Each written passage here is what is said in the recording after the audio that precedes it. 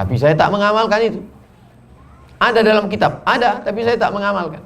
Kenapa Ustaz tak amalkan itu?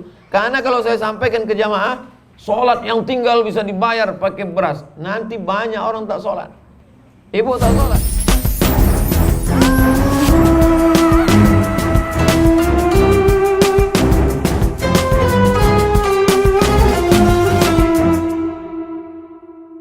Dua muha wa in qalla. Ya Rasulullah, apalah amal yang paling bagus itu ya Rasulullah? Kata Nabi, adwa muha wa in qalla. Amal itu terus menerus walaupun sikit. Sikit dia, tapi terus menerus. Cocok betul ceramah Ustaz ini sama saya. Kenapa gitu Bu? Saya sedekah dari anak saya kecil sampai anak itu nikah 2000 tak istiqomah Ustaz. Bukan. Adwa muha wa in qalla maksudnya adalah lebih baik beramal sedikit tapi tak putus daripada amal banyak tapi cuman sekali. Adwa muha terus menerus wa in qalla walaupun amal itu sedikit. Nah, ini termasuk adab menuntut ilmu. Karena kalau tidak begitu orang tak akan beramal. Asik dengan ilmunya saja. Aku sudah ikut pengajian ustadz ini, aku sudah pengajian ustadz ini. Siapa aja ustadz ditunjukkan sudah pernah diikutinya. Udah kau amalkan? Belum. Kabura maqtan indallah, murka Allah yang sangat berat, sangat besar. Antaqulu ma la taf'alun, kau ucapkan tapi kau tidak mengamalkan. Doakan supaya Ustaz Abdul Somad mengajar dan mengamalkan ilmunya. Jangan sampai hanya mengajar saja, ceramah sana ceramah ke sini tapi tak mengamalkan ilmu. Jamaah sekalian, hari Jumat yang paling bagus adalah membaca surat Al-Kahfi, membaca surat Yasin. Ini sudah waktu asar. Sebentar lagi waktu maghrib habis waktu baca surat Al-Kahfi. Azan maghrib habis. Ustadz kami dengar selalu Ustadz menyuruh orang baca surat Al-Kahfi hari Jumat, malam Jumat, petang Jumat, sore Jumat ya. Ustadz udah baca. Oh aku ceramah aja. Tak bisa. Jadi sudah Ustadz amalkan ya. Malam tadi sampai ke rumah, balik dari Sumatera Selatan, Palembang dan sekitarnya, Isya. Sempatkan baca surat Al-Kahfi, habis baca surat Al-Kahfi, baca Yasin. Tadi sebelum khotib naik mimbar, pengumuman di masjid, sempatkan baca Yasin. Kirimkan untuk almarhumah. Dah itu habis asar, baca lagi sekali lagi Yasin. Oh jadi boleh dibaca berkali-kali Pak Ustaz? Boleh. Setiap waktu sholat, bagus. Tak sanggup, seminggu sekali. Hari Jumat. Tak sanggup malam Jumat, petang Jumat. Ba'da asar inilah waktu terakhir. Habis ba'da asar, habis. Di antara waktu afdal utama berdoa ba'da asar. Maka saya pilih hari Jumat, waktunya ba'da asar. Kami maunya malam Jumat acaranya Pak Ustaz. Takut saya terganggu drama Korea ibu-ibu. Enggak, bercanda aja, bukan menyindir. Kalau tersinggung berarti memang betul. Ini adalah poin supaya diamalkan sikit-sikit, diamalkan. Diawali dari membaca pilihan-pilihan.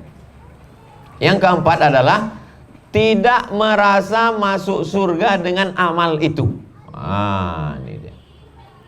La yudkhilal jannata ahadakum amaluhu. Kamu tidak masuk surga karena amalmu. Kita masuk surga bukan karena bacaan Yasin kita ini. Masuk surga bukan karena kita pengajian nih. Tapi jangan gara-gara ini Jumat berdepan tak ada lagi datang. Beritanya, mana jamaah semuanya? Kami sangka ikut pengajian itu masuk surga Pak Ustaz. Rupanya Ustaz bilang tak masuk surga. Bagus kami tak usah ngaji. Kita masuk surga karena rahmat Allah. Dan rahmat Allah itu diperoleh dengan mengaji. Nanti ada pengajian di musola, ikut. Pengajian di masjid, ikut. Dimanapun pengajian, ikut. Tak tahu kita entah dari mana rahmat Allah itu turun. Wa idza quri'al Qur'an, kalau Quran dibacakan, fastami'u lahu, dengar baik-baik. Wa ansitu, dengarkan. La'allakum turhamun, turun rahmat Allah Subhanahu wa ta'ala. Baca Yasin di majlis, turun rahmat. Baca Yasin di rumah, turun rahmat. Baca Yasin di kamar, turun rahmat. Baca Yasin di toko, turun rahmat. Macam buah, kalau tidak dijolok dia tak jatuh. Cara menjoloknya itu adalah dengan membaca Al-Quran. Kenapa mesti Yasin dibaca? Karena likulli syai'in qalbun, segala sesuatu punya hati. Wa qalbul Quran Yasin, hatinya Al-Quran itu adalah Yasin. Kalau sudah dapat hatinya, yang lain mengikut. Pertama kali yang perlu diraih itu hatinya. Kalau sudah dapat hati tetangga itu, maka insya Allah lontong sayurnya besok pagi ngikut. Kalau sudah dapat hatinya, maka yang lain akan mengikut. Hatinya Al-Quran adalah Yasin. Jangan merasa kita masuk surga karena amal kita. Kalau ada orang merasa masuk surga karena amalnya, berarti dia sombong. Orang yang sombong tak masuk surga. La yadkhulul jannah, tak masuk surga, man kana fi qalbihi, siapa yang dalam hatinya mithqala habatin min khardalin min kibrin, ada sombong walaupun sebesar biji sawi. Adab yang kelima. Adab yang kelima adalah fas'alu ahla dzikri in kuntum la ta'lamun. Kalau tak tahu, fas'alu, bertanya. Ketika Nabi sedang pengajian, tiba-tiba datanglah jamaah itu bertanya, mata sa'ah, katanya, kapan hari kiamat itu ya Rasulullah? Nabi tak berhenti, terus saja Nabi. Kata sahabat yang mendengar itu, mungkin Nabi tak dengar dia bertanya. Rupanya Nabi dengar, cuman Nabi tak mau diputus pengajian itu dengan pertanyaan. Itulah maka saya buat di jadwal kita pengajian sampai jam 5.30. Dari 5.30 ke 6 tanya jawab. Tulis di kertas. Udah dibagikan tadi kertas? Tulis. Bisa ditulis. Ada tadi kertas sama pena. Was'alu ahla dzikri in kuntum la ta'lamun. Kalau tak tahu, bertanya. Yang bisa saya jawab, yang tak bisa saya jawab sekarang, nanti saya jawab pada pertemuan yang akan datang. Tapi kami tonton di channel YouTube Ustadz tuh, Ustadz tak pernah tak bisa jawab. Ustadz jawab terus. Yang di-upload tuh yang bisa aja. Yang tak bisa tak di-upload. Ini ditanya orang, Ustadz kami tengok, Ustadz jawab semua. Pertanyaan itu pun pertanyaan yang kira-kira berpengaruh pada amal kita. Pertanyaan yang kira-kira memperbaiki amal kita, itu ditanyakan. Ini pula ada jamaah ini bertanya, Ustaz, ada yang paling merisaukan pikiranku yang mau kutanya ini. Apa pertanyaannya, Bu? Nabi Adam sama Hawa itu nikah, pak kuahnya siapa? Apalah urusannya itu dengan ibadahmu? Kan ada kait mengaitnya dengan sholatmu, dengan puasa. Yang mau kita bawa mati ini sholat, puasa, zikir, baca Quran, sodakoh, zakat, wakaf, infak. Maka tanyakanlah yang terkait dengan itu. Ini merisaukan kepala saya nih Pak Ustadz. Apa namanya? Ini bumi ini bulat apa gepeng gitu? Petak apa lonjong? Tak berpengaruh itu kepada amal. Maka pilihlah yang kira-kira berpengaruh pada amal. Fas'alu, bertanyalah.